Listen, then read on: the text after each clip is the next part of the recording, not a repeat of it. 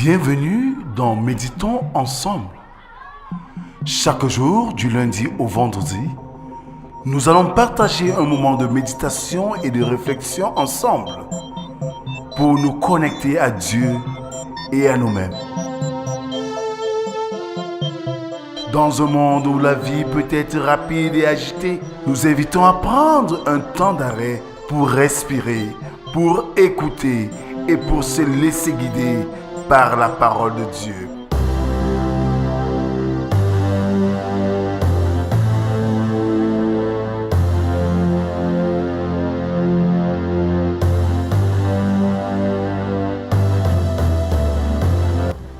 Rejoignez-nous chaque jour pour une méditation guidée, basée sur les Écritures et destinée à vous aider à trouver la paix, la joie et la sérénité dans votre vie quotidienne. Alors, prenez une profonde inspiration, fermez les yeux et célébrons notre Dieu.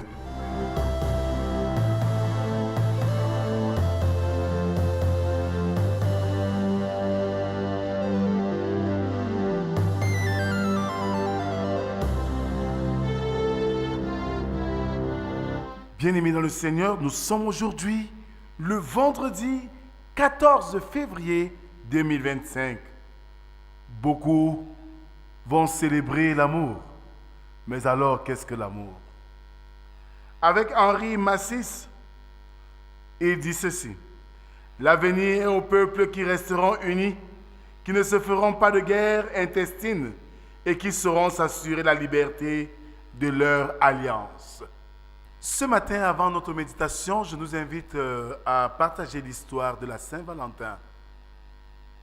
La fête dite des amoureux, célébrée le 14 février, a une histoire fascinante qui remonte à plus de 1500 ans. Dans ses origines, la fête de la Saint-Valentin est associée à plusieurs légendes et histoires, mais la plus connue est celle de Saint Valentin, un prêtre chrétien qui vivait à Rome au IIIe siècle. Selon la légende, l'empereur romain Claude II avait interdit les mariages pour les jeunes hommes, car il pensait que les célibataires faisaient de meilleurs soldats. Saint Valentin, qui était un prêtre, refusa de suivre cet édit et continua à célébrer des mariages en secret. L'empereur Claude II découvrit les activités de Saint Valentin et le fit arrêter. Pendant sa détention, Saint Valentin guérit la fille de son geôlier et convertit plusieurs personnes à la foi chrétienne. Le 14 février 270, Saint Valentin fut exécuté pour son refus de renier sa foi. Avant de mourir, il écrivit une lettre à la fille du geôlier, signée de ton Valentin, qui est devenue l'origine de la tradition des cartes de la Saint-Valentin. Parlant de la célébration au Moyen-Âge, la fête de la Saint-Valentin fut instituée pour commémorer la mort de Saint-Valentin. Les chrétiens célébraient cette fête en échangeant des cadeaux, des fleurs et des cartes pour exprimer leur amour et leur affection. Aujourd'hui, la Saint-Valentin est célébrée dans de nombreux pays du monde, souvent avec des traditions et des coutumes locales. Les gens échangent des cadeaux, des fleurs, des cartes pour exprimer leur amour et leur gratitude envers leurs proches. Voilà, de manière panoramique, l'histoire de la Saint-Valentin qu'aujourd'hui nous avons transformée en une fête de bestialité, une fête qui nous conduit plus à la dérive que de célébrer le véritable amour sans intérêt du prochain. Frères et sœurs, je nous invite donc à écouter le cantique du jour.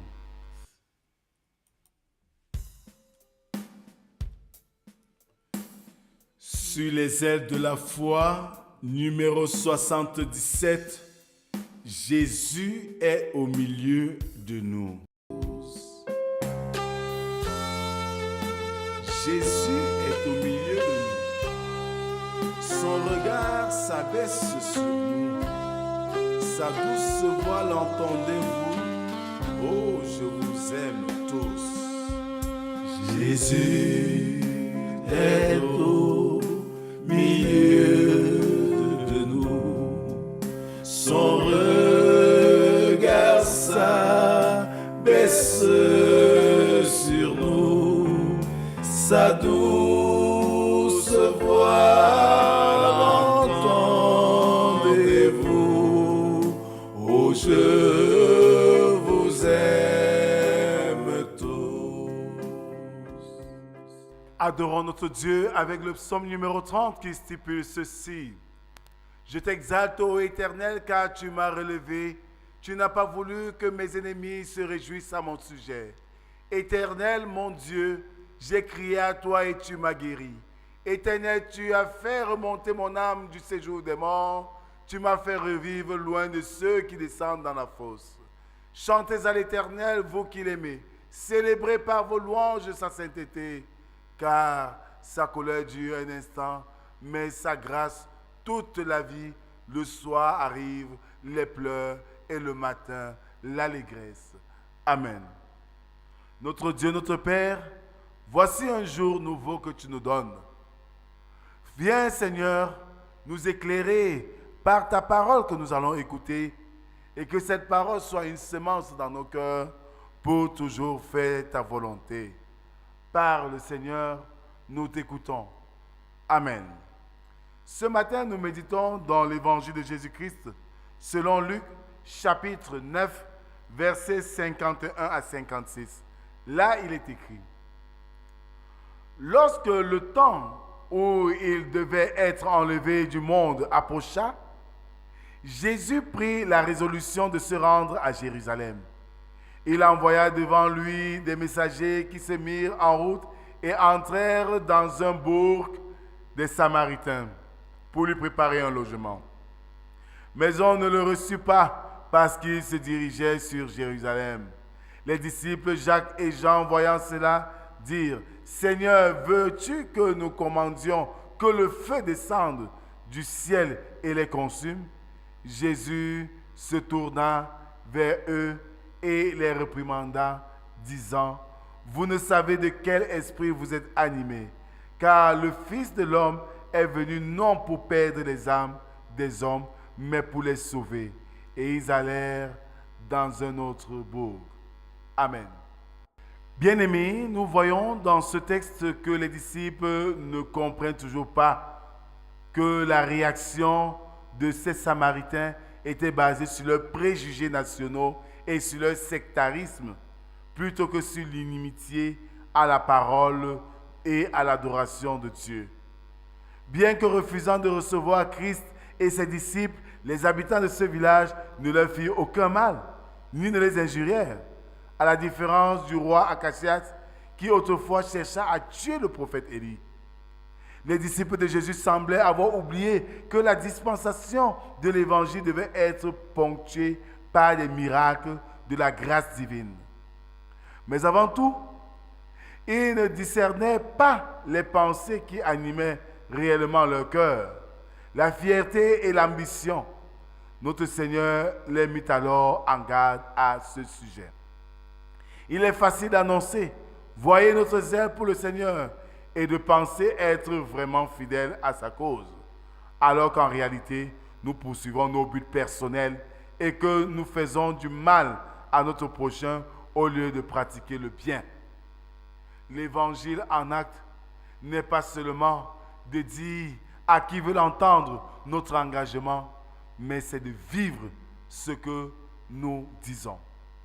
Amen.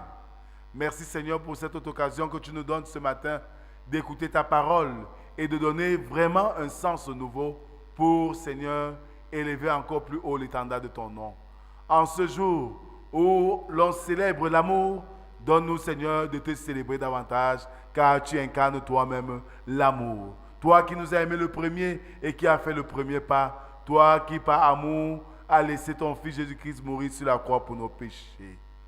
Merci Seigneur, parce que tu seras avec nous au cours de cette journée et que les difficultés que nous aurons à faire face, tu les prendras pour notre bien.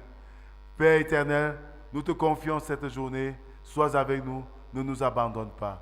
C'est au nom de Jésus-Christ, ton Fils, que nous t'avons ainsi prié, lui qui nous a appris à te dire: Notre Père qui es aux cieux, que ton nom soit sanctifié, que ton règne vienne, que ta volonté soit faite sur la terre comme au ciel. Donne-nous aujourd'hui notre pain de ce jour. Pardonne nos offenses, comme nous pardonnons aussi à ceux qui nous ont offensés. Ne nous soumets pas en tentation, mais délivre-nous du mal, car c'est à toi qu'appartiennent le règne, la puissance et la gloire pour les siècles des siècles. Amen. Que retenir de ce message du jour? Ne soyons pas des chrétiens de la bouche, ne soyons pas des chrétiens de face, mais soyons plutôt les chrétiens par l'acte, par le vécu. Et c'est en cela que nous allons prêcher le royaume des cieux. Que la grâce, la paix, l'amour de Dieu soient et demeurent sur chacun d'entre nous, au nom du Père, du Fils et du Saint-Esprit, un seul Dieu éternellement béni. Amen. Bien-aimés, rendez-vous à lundi, si Dieu le veut. Shalom. Nous tenons à remercier déjà ceux qui ne cessent de nous soutenir dans cette lourde et exaltante mission d'évangélisation. Jésus est au milieu de nous. Son regard s'abaisse sur nous. Sa douce voix l'entendez-vous? Oh, je vous aime tous. Jésus est au milieu de nous. Son regard s'abaisse sur nous. Sa douce